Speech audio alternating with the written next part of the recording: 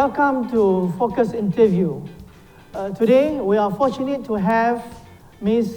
Kaylin Kerr from Australia, and she is the founder of eSafe Kids in Australia. And Ms. Kaylin is also the well known in the subject. She is the specialist in the area of body safety, cyber safety, and pornography education.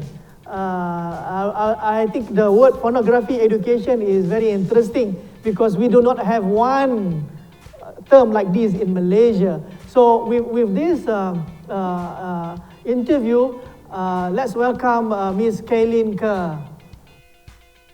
Thank you for the invitation, Professor Jazz. It's great to speak with you again.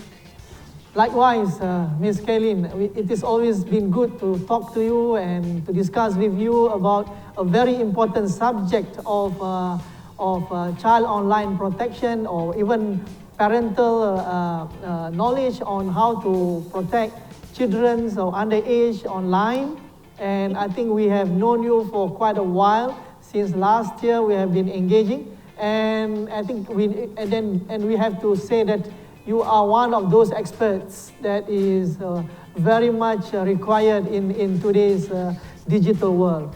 And Kaylin, before we move on into about yourself and the eSafe Kids Foundation, I just want you to deliberate a little bit. A very interesting terms here, pornography education, because people may misspell this as like, are you teaching pornography, or you are teaching what entails pornography education? This is a new subject in Malaysia. Yeah, so no, we're not teaching pornography per se. The pornography education is how we can reduce the harmful effects of pornography on our children and young people. And we do that through education and conversation. So really supporting parents and carers and teachers and other trusted adults in children's lives to talk about some of these tricky, challenging and sensitive topics.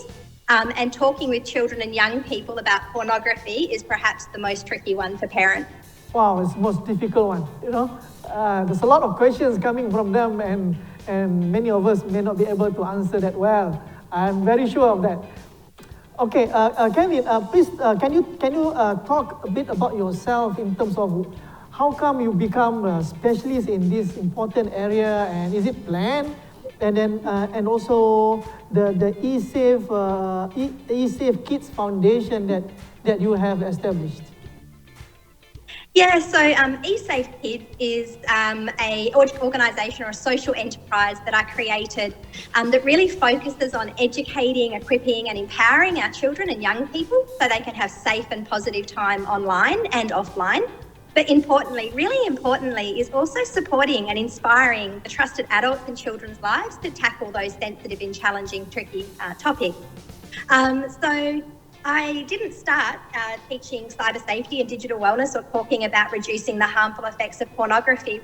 How I actually started in this space was back in the 1990s. I was at university. I was studying a degree that was a combination of law, psychology and criminology. And back at that time, the internet was very new. There was hurtful and harmful and illegal content on the internet. But as portable electronic devices and high-speed internet became more mainstream, we started to see more and more children and young people finding themselves in unsafe situations online. I had a work background experience in law enforcement, so I was seeing the harm that was being done to children and young people, their families and the wider community. And I decided to start focusing my working life on addressing some of those challenges. Great. Okay. Very, very interesting journey. Let's talk about, since you have that education part, the criminology science part, experience with law enforcement. Let's drill down into serious cases. Can you share with us some of disturbing cases that is happening that affecting the children online, either in Australia or some part of the world? Does not matter. Yeah, so I think, I always try and talk about technology and the internet in a really positive way because it's such an important part of all of our lives, especially our children and young people.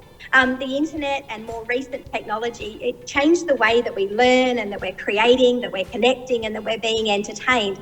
And that's fantastic. I always want to stay really positive about the internet and technology. But what we've also seen as more children and young people are using the internet and technology, we've seen some upward trends in cases of child sexual abuse and exploitation, youth-produced sexual content, sextortion, image-based abuse, cyberbullying and exposure to other hurtful, harmful and illegal content online. And the area I focus on is children and young people's exposure to pornography. So that's not an exhaustive list of the things that we're seeing happening in online environment, but they're probably the key safety issues for our children and young people at the moment. And they are universal, they are global issues.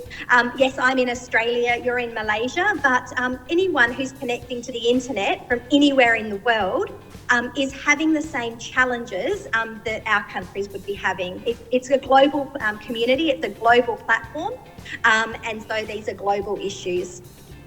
Can you cite some of the cases, maybe landmark cases or the most frequent cases without mentioning names, but at least we know what those cases are all about? So it depends on what topic area we're talking about.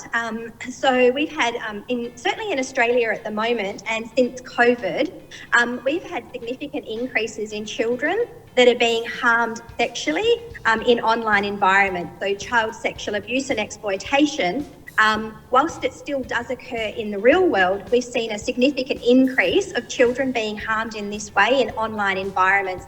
And there are so many cases. Here in Australia, we've had a 122% increases of children being harmed sexually in online environments, and we're seeing that around the world. So I won't speak about any one case, because actually the sad reality is there are so many cases here in Australia and also in Malaysia and other parts of the world. 120% increase during the pandemic, COVID pandemic period, or even the whole year? Yeah, so the 122% increase that we've seen here in Australia, that was during from the onset of the COVID epidemic. So that's a pretty short period of time. Other places around the world have also seen upwards of 100% increase in the cases of child sexual abuse and exploitation in online environments. The Australian Centre to Counter Child Exploitation and the E-Safety Commissioner here in Australia have been investigating more reports in the last 12 months than they have at any other time in their history. So these are really significant increases. Wow, at least you have the statistics to back you up. I'm not sure whether we have that statistics of that accuracy to spell out what happens to these underage kids in Malaysia or many other parts of the world. I think because not counting it is to me also a fundamental problem, because we can only solve the issues, look at it objectively when we have enough data to analyze. Okay, coming next to your, continuing to this interesting subject, what do you do? I mean, for instance, the kids. I have kids. I've seen kids using apps like Roblox, a very interactive apps. They see like some avatar-like, very cartoonic-like object movies. It's a very influential apps. They can influence the value system of the children as well. I see. How do we? What is your advice to parents? You know, I don't know what to advise my kids when they are playing Roblox. So what is your take on this interactive application reaching to the kids, even younger than 4 years old, and they're already talking about foreigner or someone it is foreign to them talking to them. So I'm scared. So but can you explain more about how do we address this issue interactive online?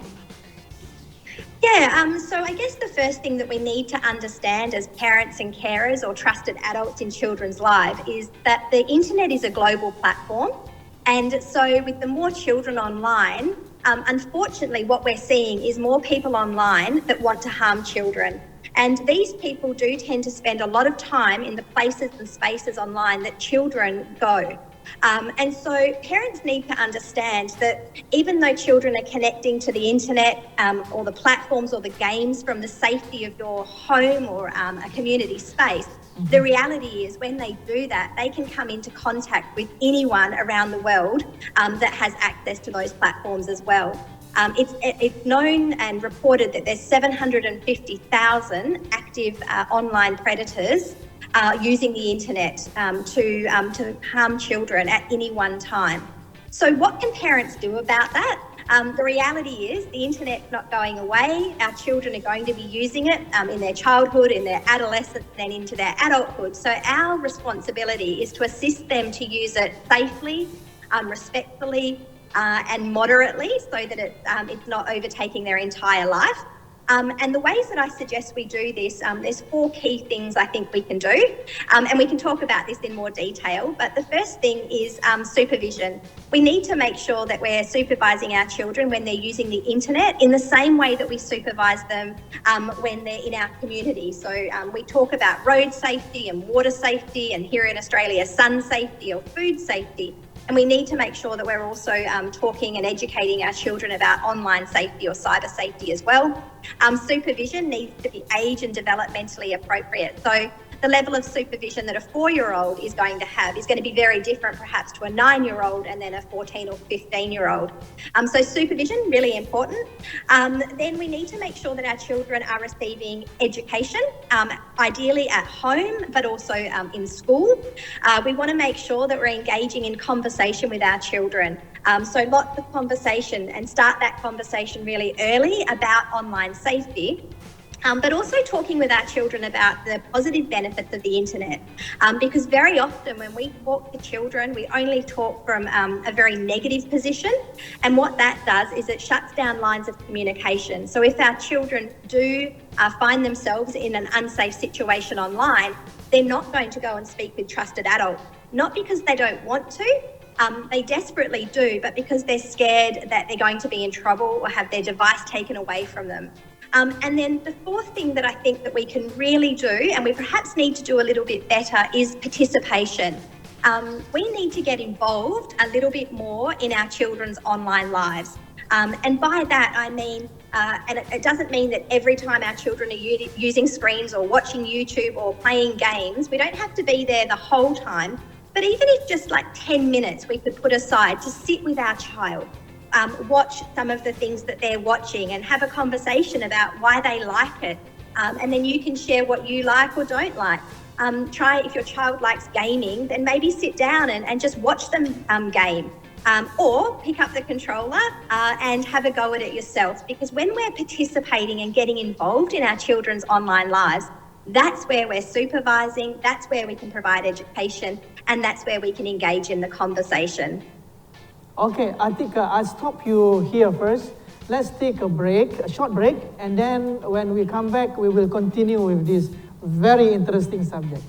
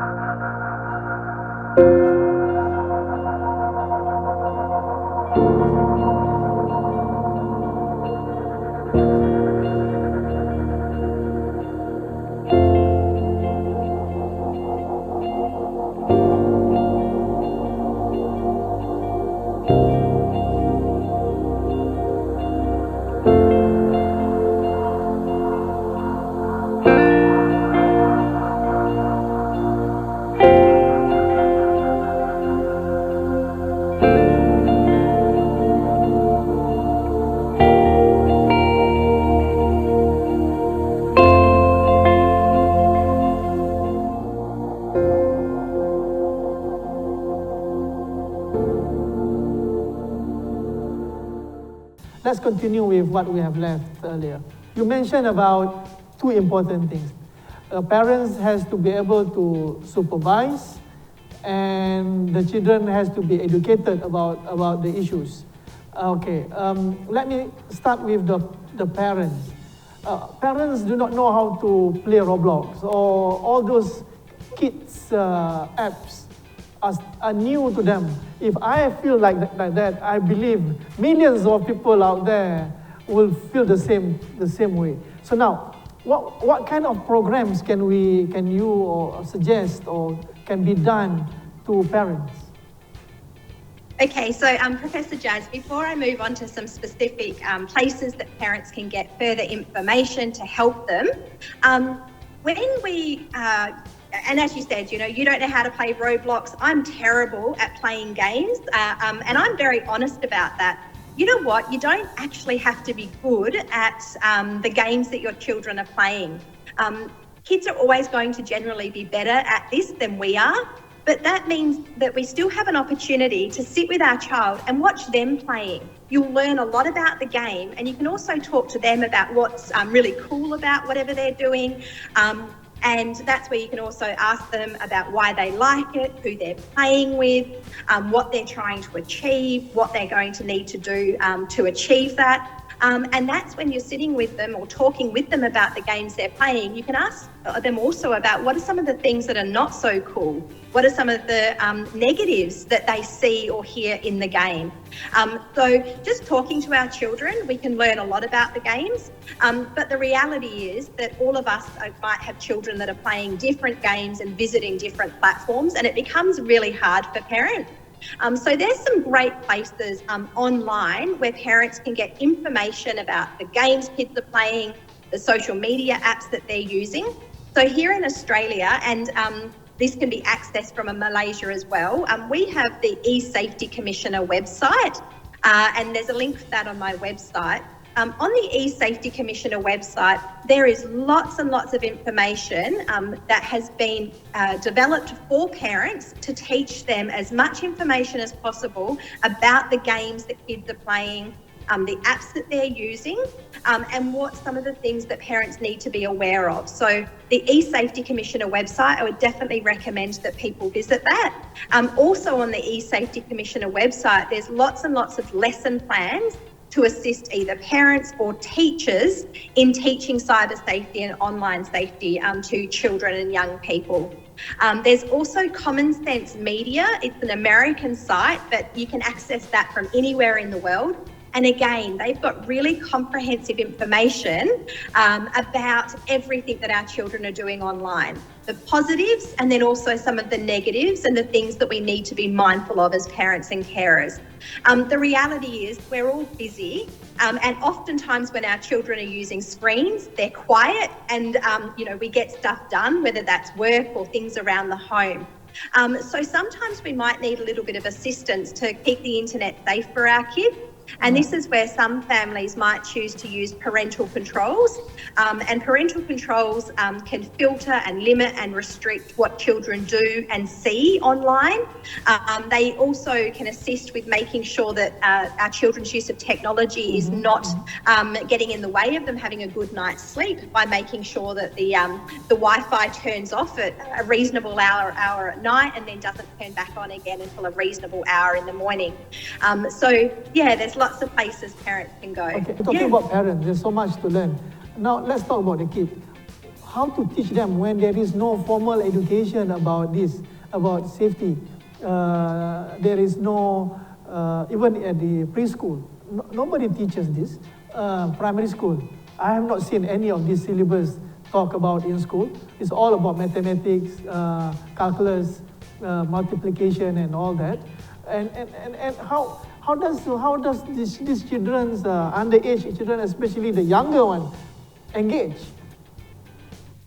Yeah, so Australia is perhaps a little bit different to Malaysia, Professor Jazz, because children in Australia, in addition to doing reading, writing, mathematics and those topics, Many schools also deliver cyber safety and online safety education from kindy and pre-primary. So that's from children between about 4 and 5 years of age. Inside the curriculum? Inside the teaching curriculum as well? Yes, in Australia, because this is such a serious issue, and it's very hard for parents to teach children how to be safe on the internet if they don't know how the internet works or they don't know the risks associated with our children using certain platforms. So we acknowledge that. And then the Australian government has ensured that if children are attending school, then they will be provided online safety or cyber safety education. But this education, it's fantastic that it's delivered in our schools now, but it also needs to be supported in the home. And this is where I think we need to work so much harder to educate parents, not to scare parents at all, but to educate parents about what the online world looks like for children in 2021. And then importantly, how we as parents and carers can support them to have really positive experiences online, but to also be able to identify if they are in an unsafe situation.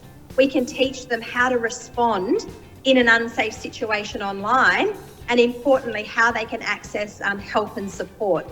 So the education, it's great that it could be delivered in schools, but I think we also need to do so much more to support our parents and carers that are doing the best job they can with the information that they have available to them.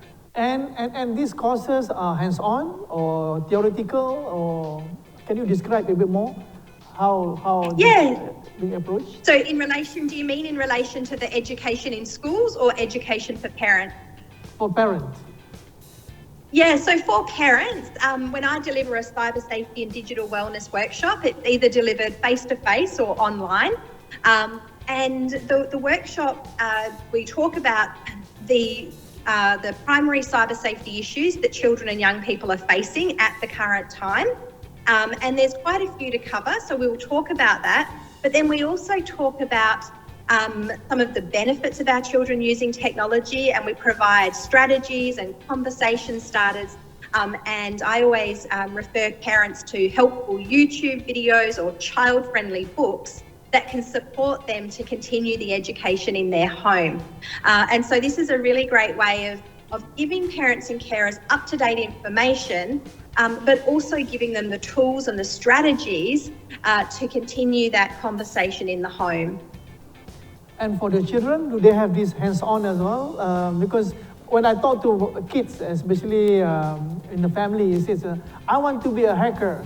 I want to be, no, they will always pick the bad characters in the apps to be their, to be their example. So how do we educate them?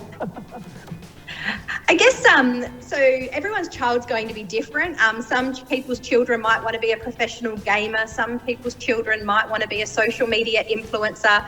Some children might want to be a hacker. A YouTuber as well. Yeah.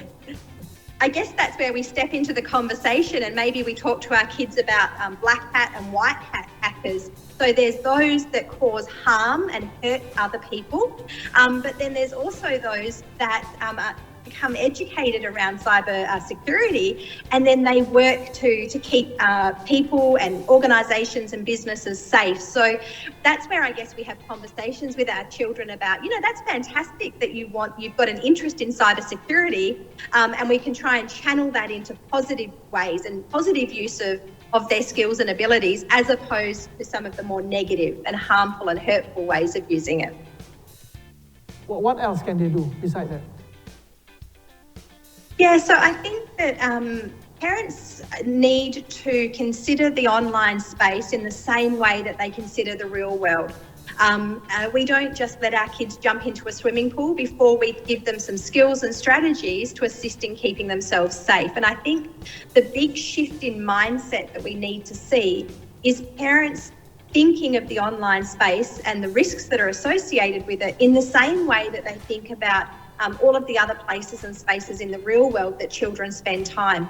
I think oftentimes children are finding themselves in unsafe situations online because they're not being supervised. And parents, when the children are in their home, think, oh, well, I can see them, I can hear them, then they're safe. And they forget that when they connect to the internet, they can be potentially connecting with several billion people from anywhere in the world. So I think it requires a bit of a mind shift, a change, so that we consider the online space in the same way as the real world. And I think that we need to also show parents where they can go to get the help and support that they might need. And there's lots of great websites available online that can be accessed from anywhere in the world. And there's a long list of them on my website. I've personally been creating as much content, and it's free content, as I can to really support parents in what is essential education for our children. Let's talk about the role of law enforcement agencies as well as the governmental agencies into this. We are talking about parents a lot, but what can these government bodies help in terms of prevention? I know that they are working hard with investigation and the real case. Yes, we acknowledge that. But in terms of prevention, what ministry handles this in Australia, and what incentives are given there? Yeah, so I guess I'll talk about law enforcement to start with. I think, law enforcement around the world are working together. It's very much a collaboration now, so that's fantastic. As one of our law enforcement officers here in Australia has said recently, police can't arrest their way out of this situation. What that means is there's far more children coming to harm than law enforcement around the world can actually deal with. So I think that our law enforcement agencies around the world that are working together need to be well-resourced and well-funded, because the reality is there is just too much work. And that's why law enforcement is really asking parents to supervise their children in online environments because of so many children coming to harm. And then from a government level, here in Australia, the Australian government is really working very hard and are at the forefront around the world of attempting to make the internet safer for children in Australia. And that is by implementing legislation that make big technology companies around the world more accountable for the content that is on the platform. So we have to remember the internet was never made for children, and there's much content online that is not safe or suitable for kids to see. And there's also a lot of illegal content on the internet. So here in Australia in January 2022, we have our Online Safety Act is having some additional amendments made that will give the E-Safety Commissioner, which is our body here in Australia, more powers to protect Australian citizens when they're using the internet, and to detect child sexual abuse and exploitation, and to ensure that these technology companies that are not in Australia and the platforms are not hosted in Australia are more accountable for the content they have on them. Also here in Australia, specifically around children's access and exposure to pornography, we are at the moment in the middle of sort of a roadmap that's being put together by the E-Safety Commissioner, and that is looking at an age restriction scheme, and that is to start to filter the internet that families have access to try and prevent children and young people from being exposed to pornography at such early ages. So certainly I think from what I understand, Australia is really leading the way in a lot of these efforts, and there's lots of countries around the world that are now looking at what Australia is doing and implementing that in their countries. So I think that if we could achieve anything from our conversations, it would be fantastic if Malaysian government was engaging with Australian government and sharing our knowledge of how can try and make these online environments safer for our children and young people. The internet's a global platform. These are global issues, and it's going to require a global collaboration and global efforts to keep all of our children safe. Thank you, Kaylin. Definitely the words e-safety commissioner comes a lot, and I wish and I hope many more countries, including Malaysia, should embrace this e-safety commissioner's concept and regulations around safety to be enacted. Certainly, it is a very good perspective from your side. Kaylin, I think time is ending. Thank you very much with this important subject discussion that we have had, and certainly for audience, we can always, ESPC will be happy to organize a lot more workshops with Kaylin. If you are interested, please let us know. We will be able to communicate and organize this for you as well. This is just the tip of the iceberg. And Kaylin, once again, thank you very much to you, and stay safe during COVID situation. I hope and I wish you all the best in your work, in your lovely work that you have done so far. Thank you, Professor Jazz, and thank you so much to ESPC for starting these conversations and helping and support the communities in Malaysia to tackle these really challenging topics. I think it's fantastic, this initiative that you've undertaken. If you have any questions or any inquiries, do email us at the email address shown on the screen. With that, I thank you and see you again in the next program.